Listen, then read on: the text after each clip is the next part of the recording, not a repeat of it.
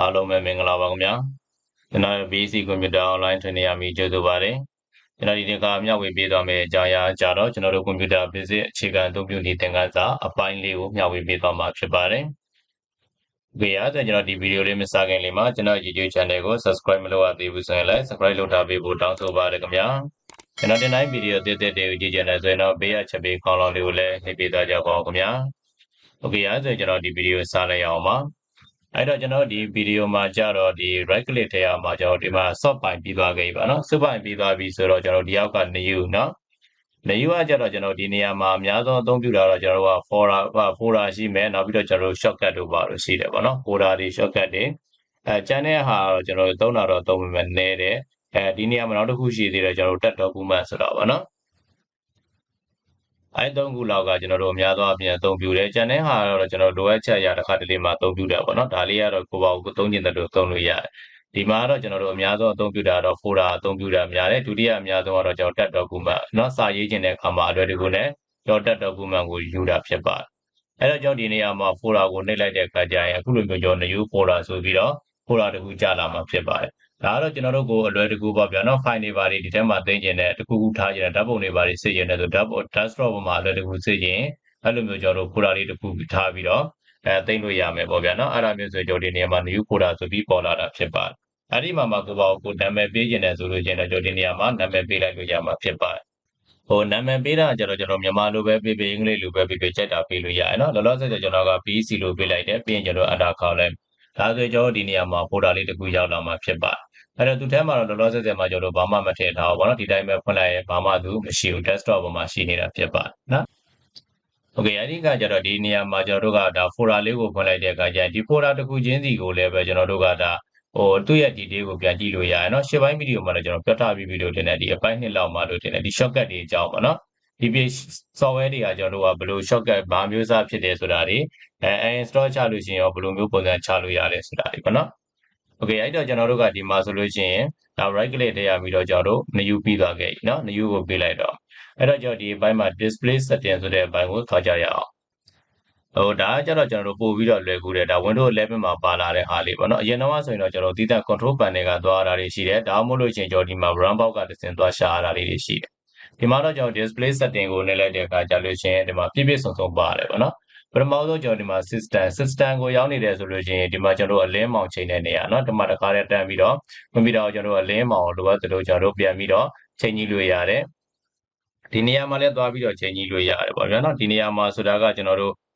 ဒီ sound indicator မှာနှိပ်လိုက်တယ်ဆိုလို့ရှိရင်လည်းကျွန်တော်ဒီနေရာမှာတွေ့ရလိုက်မှာ Wi-Fi ရှိတဲ့ Bluetooth Airplane mode တို့ပါတော့ပေါ့နော်ဒီမှာလည်းကျွန်တော်တို့ကလင်းမောင်လိုအပ်သလိုချိန်လို့ရတယ်အတန်ကိုလည်းကျွန်တော်ဒီနေရာပြီးတော့စိတ်ကြိုက်ပြန်ချိန်ကြည့်လို့ရမှာဖြစ်ပါတယ်နောက်ပြီးတော့ကျွန်တော်ဒီနေရာမှာ nice light တို့ပါတော့ပေါ့နော်ဒါကတော့လောလောဆယ်မှာကျွန်တော်က off ထားလို့on လိုက်တဲ့ဆိုလို့ရှိရင်အခုလိုမျိုးကျွန်တော်တို့အလင်းအမောင်ပုံစံတစ်မျိုးလေးပေါ့နော်တနေ့လေးကျွန်တော်တို့ဟိုညနေစီးသားအရောင်လို့ဖြစ်သွားတယ်နည်းဝါချင်းချင်းအရောင်ဖြစ်သွားတယ်နော်ကျွန်တော်ကတော့မကြိုက်ဘူးเนาะကြိုက်လို့ရှိရင်အဲ့ဒီမှာကျွန်တော်တို့သွားပြီးတော့ night light ဆိုပြီးဖွင့်ထားလို့ရတယ်နောက်ဒီမှာဆိုရင်ရေးကြည့်တဲ့ဟာလေးတွေပြောသွားလိုက်မယ်ပေါ့ဗျာနော်နောက် display resolution လို့ပါတော့ဗောဒါတွေကတော့ကျွန်တော်လောလောဆယ်မှာကျွန်တော်ရဲ့ computer ကဟာလာ F80 Full HD လို့ခေါ်တဲ့1920 1080 resolution ကိုထွက်ထားတာဒါရုပ်ထွက်အကောင်းဆုံးအကြည့်ဆုံးပေါ့နော်လောလောဆယ်မှာတော့ကွန်ပျူတာထဲမှာတော့တာမန်အများအဖြစ်တော့အများလက်တလောဈေးကွက်မှာဆိုရင်တော့ဒါတွေကကောင်းတယ်ပေါ့ဗျာနော်ဒီထက်ကောင်းတဲ့ဟာတွေလည်းရှိပါအောင်မယ်ဒါပေမဲ့လောလောဆယ်လူသုံးများတာတော့ကျွန်တော်တို့ဒီဟာ Full HD ဆိုရင်ဒါတော်တော်ကောင်းတယ်ရုပ်ထွက်အကြည့်ဆုံးထွက်တဲ့အနေအထားမျိုးပေါ့နော်ဒီမှာကျွန်တော်တို့သွားပြီးတော့စိတ်ကြိုက်အနေထားကိုပြန်ချိန်လို့ရတယ်ဒါကကျတော့အမြင့်ဆုံးနေရဒီ1920 1080ကိုကျွန်တော်တို့က resolution အမြင့်ကိုထားတာဖြစ်ပါတယ်ကျွန်တော်တို့ရိုးရိုးတန်းတန်း 80ဆိုလို့ရှိရင်တော့ကျွန်တော်1280 920ဒီကောင်ပေါ့နော်ဒါဆိုလို့ရှိရင်ကျွန်တော်တို့ကဒါ80 resolution ဖြစ်ပါတယ်ရုပ်ထွက်နည်းနည်းလေးဒါ80အကြည့်ပေါ့ဗျာနော်တာမန်အားဖြင့်တော့80ဆိုတာဒါအကြည့်ပဲဖြစ်ပါတယ်ဒီအောင်တော့ကျွန်တော်တို့က Full HD ကြတော့ပို့ပြီးတော့သူ့ထက်ပိုကြီးတယ်ပို့ပြီးတော့ကျွန်တော် resolution ပို့ပြီးတော့များတယ်ပေါ့နော်ဒါတွေကလည်းကျွန်တော်တို့ကိုယ်ပေါ့စိတ်ကြက်ပြန်ပြီးတော့ဒီနေရာမှာချိန်လို့ရမှာဖြစ်ပါတယ်နောက်တစ်ခုကကျတော့ကျွန်တော်ဒီ display orientation ဒါတွေကတော့ကျွန်တော်ဆက်မှာ landscape ထားတာပါဗျာနော်ဒီ screen ပြင်မှာကျွန်တော်တို့မြင်တွေ့ရတဲ့ဟာဒါ landscape လို့ပြောတာနော်ဒါကိုကျွန်တော်တို့ပြန်ဖြတ်ပလိုက်တော့ဒါကိုကျွန်တော်တို့ကပြန်ပြီးတော့ shift key delete နဲ့ဖြတ်ပလိုက်နော် okay အဲ့တော့ကျွန်တော်တို့ဒီနေရာမှာ display with orientation ဆိုတာကကျတော့မျက် screen ရဲ့ဒီကျွန်တော် desktop က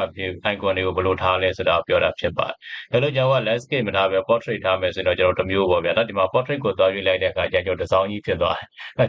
နောက်တစ်ခုကကျတော့ကျွန်တော် multiple display တို့ပါလို့ပေါ့နော်ဒါကကျတော့နှစ်ထပ်ဖြစ်နေတဲ့အနေအထားကိုကျွန်တော်ပြောတာဖြစ်ပါတယ်ဒီမှာကျွန်တော်တို့ဒီမှာ window နှစ်ထပ်ပုံစံထားတဲ့ design တွေပေါ့နော်ဒါတွေကိုကျွန်တော်တို့က multiple display လို့ခေါ်တယ်နောက်ကြတော့ကျွန်တော်တို့က advanced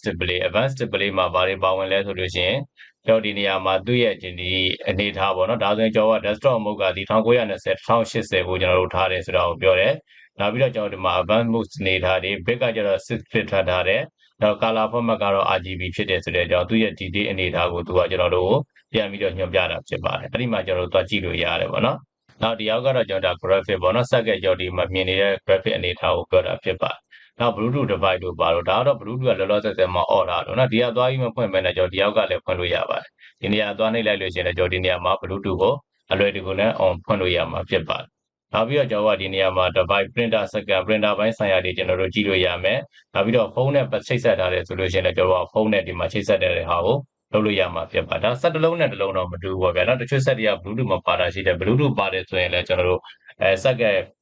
brand ပေါ်မှာလည်းပါအောင်မယ်ဒါတွေကနော်ပါဝင်မှုကတစ်ခုနဲ့တစ်ခုတော့မတူညီနိုင်ဘူးကျွန်တော်ကလောလောဆယ်သုံးထားတာဒီကျွန်တော် Osu brand ကိုသုံးထားတာနော်အခြား Dell တို့ပါလို့ဆိုတော့တမျိုးတမီပြောင်းရင်လည်းပြောင်းနိုင်လိုက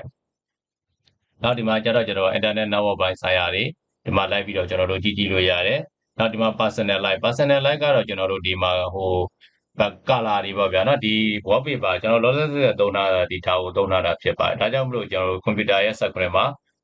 wallpaper ဒီပုံစံဖြစ်နေတာဖြစ်ပါတယ်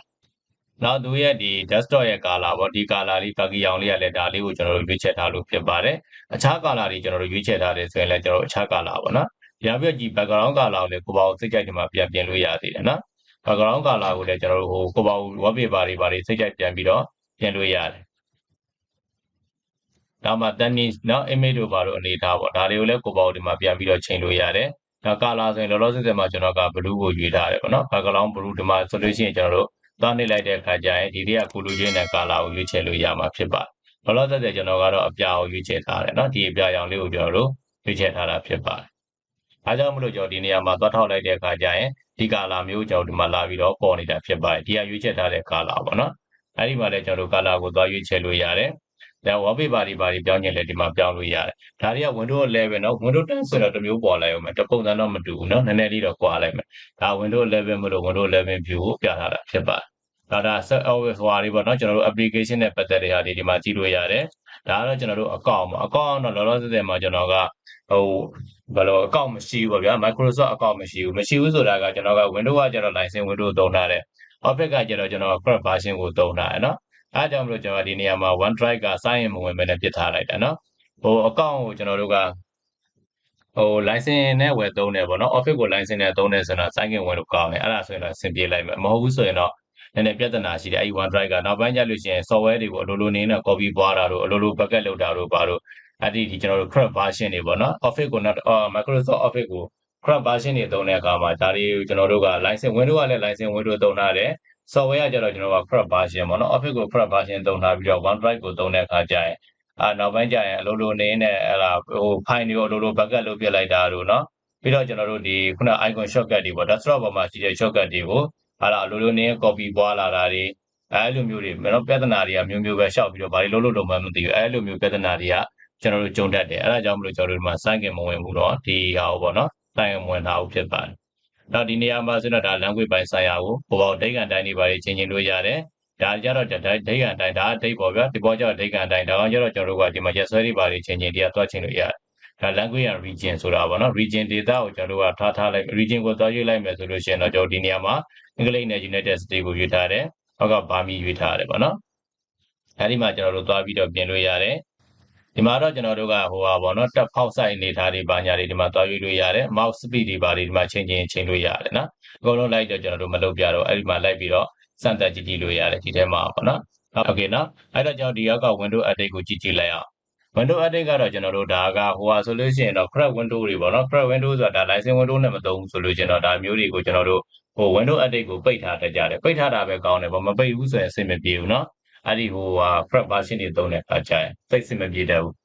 အားကြောင့်မလို့ကျွန်တော် window update ကိုပိတ်ထားတယ်လိုအပ်မှတင်တက်ကြတာမျိုးပေါ့နော်ဒါကတော့ကျွန်တော် license window ဆိုရင်တော့ပုံမှန်အပြင်တင်ပေးတင်တယ်ဒါ Windows 11ကိုသုံးထားတဲ့အခါကျတော့ခဏခဏသူမတောင်းဗျာဒီဟာကိုတော့ဒီလိုအပ်တဲ့ဒီ driver တွေ update တွေလည်းမတောင်းဘူးတော်တော်လေးကိုသက်သာတယ် Windows 11 တော်တော်ဆက်တင်ထားတဲ့အခါမှာ Windows 10တော့ဆိုရင်ကျွန်တော်တို့က2ရက်ကိုတစ်ခါလောက်မကြာခဏ update ပေးရတယ်မကြာခဏ driver တွေက update လိုရနေတယ်အဲ့ဒီ Dyson Windows 3တဲ့အခါကျရင်အဲ့ဒီ update ပြဿနာတော်တော်လှုပ်ရှုပ်တယ်အဲ့ဒီ Windows update ပြဿနာပေါ့နော်မကြာခဏဆိုသလိုကျွန်တော်တို့ update တွေပေးနေတာ2ရက်တစ်ခါလောက်3ရက်တစ်ခါလောက်ဝင်ဆက်ကတယ်ဒီမှာတော့ကျွန်တော်တို့ဒါတစ်ပတ်လောက်တစ်ချိန်တောင်မှတော့များသောအားဖြင့် Windows Defender လောက်ပေါ့နော်ဒီ antivirus ပိုင်းဆိုင်ရာလောက်သားနဲ့ update တောင်းတယ်ဒီ Windows 11တော်တော်လေးတော်သက်သာတဲ့ Windows update ပေးရတဲ့ပိုင်းဆိုင်ရာပေါ့နော်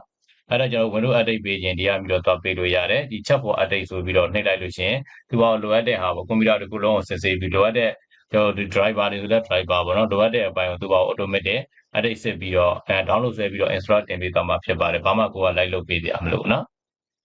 โอเคအဲ့ဆိုလို့ရှိရင်ကျွန်တော်ဒီနေရာမှာဒါဆိုလို့ရှိရင်ကျွန်တော် right click ထည့်ရပြီးတော့ဒီနေရာမှာ display setting ရပြီးတော့ personalize ကလည်းအတူတူပဲဖြစ်ပါတယ်နော် personalize ကိုသွားနေလိုက်ရင်လည်းကျွန်တော်ဒီနေရာမှာ personalize ရောက်လာပြီးတော့ဒါ personalize ဆိုတဲ့အပိုင်းပေါ့နော်ဒီထဲမှာကျွန်တော်တို့ကိုယ်ပါလိုချင်တဲ့ wallpaper တွေပြောင်းချင်လဲပြောင်းလို့ရတယ်Windows 11မှာတော့ကျွန်တော်ဒီနေရာမှာ desktop နှစ်ခုပေါ့နော်နောက်ထပ်ထပ်တိုးခြင်းလည်းထပ်တိုးလို့ရတယ် new desktop ဆိုပြီးတော့ကျွန်တော်ကဒီ desktop ကိုရွေးထားလို့တကယ်လို့ကျွန်တော်တို့ကဒီဘက်က desktop ကိုသွားရေးခြင်းတယ်ဆိုလည်းဒီဘက်က desktop ကိုရွေးလို့ရတယ်နော်ကိုလိုချင်တဲ့ပုံစံကိုကျွန်တော်စိတ်ကြိုက်ပြန်ပြီးတော့ရွေးချယ်လို့ရမှာဖြစ်ပါတယ်နောက်ဒီဘောက်ကတည်းကကျတော့ကျွန်တော်တို့က show more option ကတော့ဒါကကျတော့ကျွန်တော်ဒီ Windows 10ရဲ့ပုံစံမျိုးကိုကြည့်ခြင်းနဲ့ဆိုရင်ဒီမှာသွားနှိပ်လို့ရမှာဖြစ်ပါတယ်ဒါ Windows 10ရဲ့ view ပေါ့ဗျာနော် Windows 10မှာဆိုရင်တော့ကျွန်တော်ဒီလိုပုံစံလေးနဲ့မြင်ရလဲနော် Windows 10သုံးနေတဲ့လူတွေဆိုရင်တော့ဒါပတိပဲနော်ဒီ view တိုင်းပဲမြင်ရမယ် Windows 10သမားတွေကနော် Windows 10 view သမားတွေဒီ view တိုင်းလေးပဲ display setting ဆိုလဲဒီကသွားနှိပ်လို့ရတယ် personalize ဆိုတာရှိတယ်ဒီမှာ Windows 11မှာကျတော့ဒီယောက်ကကျွန်တော် show more option ဆိုပြီးတခုကိုပါလာတာဖြစ်ပါ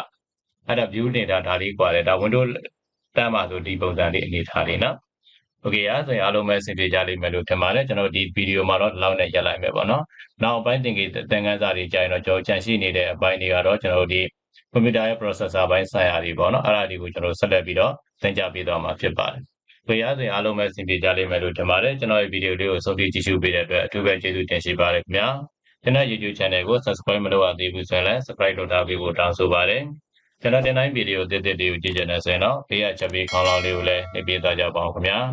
။ကျွန်တော်ရဲ့ BC ကွန်ပျူတာ online training မှာသင်တန်းများတက်ရောက်လိုပါကဖုန်းနံပါတ်3998832121ကိုဆက်သွယ်ဆောင်ရွက်မေးမြန်းနိုင်သလို Viber မီတစ်စင်လည်းဆက်သွယ်ဆောင်ရွက်မေးမြန်းနိုင်ပါတယ်ခင်ဗျာ Facebook Page Messenger ဆက်သွယ်လို့ရဆိုရင်တော့ BC ကွန်ပျူတာ online training ဆိုတဲ့ page မီတစ်စင်ဆက်သွယ်ဆောင်ရွက်မေးမြန်းနိုင်ပါတယ်အားလုံးပဲကိုယ်စိတ်နှပြရွှင်လန်းချမ်းမြေ့ကြပါစေခင်ဗျာ Good luck bye bye